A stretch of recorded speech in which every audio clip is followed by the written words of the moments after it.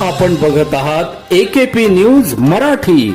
आपला आवाज आपली ताकद. सबस्क्राइब करा, शेअर करा, लाईक करा. AKP news Marathi.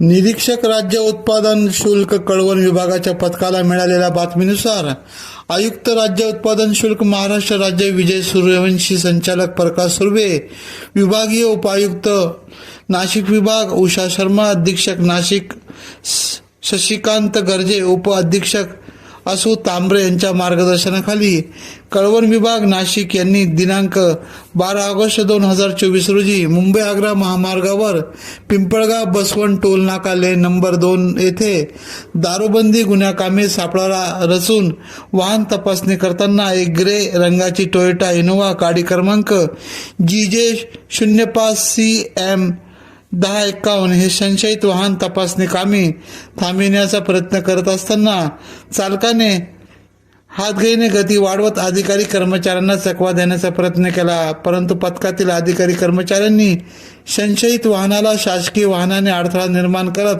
मोठ्या धाडसाने अडवून तपासणी केली असता वाहनामध्ये काळ्या रंगाच्या कपड्याखाली प्लास्टिक पिशव्यांमध्ये दमन केंद्रशासित प्रदेशात निर्मित दमन येथे विक्रीकरिता असलेल्या परराज्यातील विदेशी मद्यसाठा मिळून आला. सदर वाहनासह परराज्यातील विदेशी मद्यसाठा जप्त केला असून यातील इसमनामे मंसुरी मोहम्मद फिरोज मिया मोहम्मद वय 54, राहणार राणी तलावड सुरत, नाराबांध, मोहम्मद अय्यूब सरफराज वय 43, राहणार राणी तलाव सूरज गुजरात, मुल्ला मोहम्मद अशफाक गुलाम कादर वय 29, राहणार कोळीवाडा सुरत या तिघांना अटक करण्यात आली. तसेच गुन्ह्यात मद्यसाठा घेणारा व पुरवठादार व जप्त वाहन मालक यांच्या विरोधात व इतर अज्ञात इसमांच्या विरोधात गुन्हा नोंदवण्यात आला.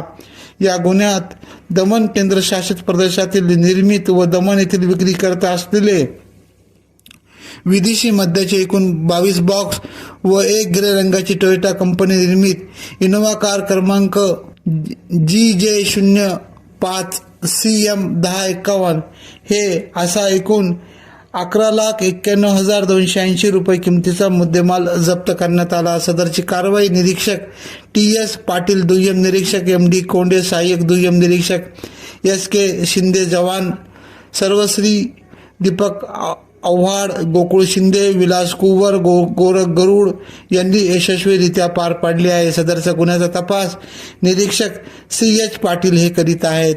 AKP न्यूजसाठी ब्युरो चीफ अनवर खान पठाण, नाशिक.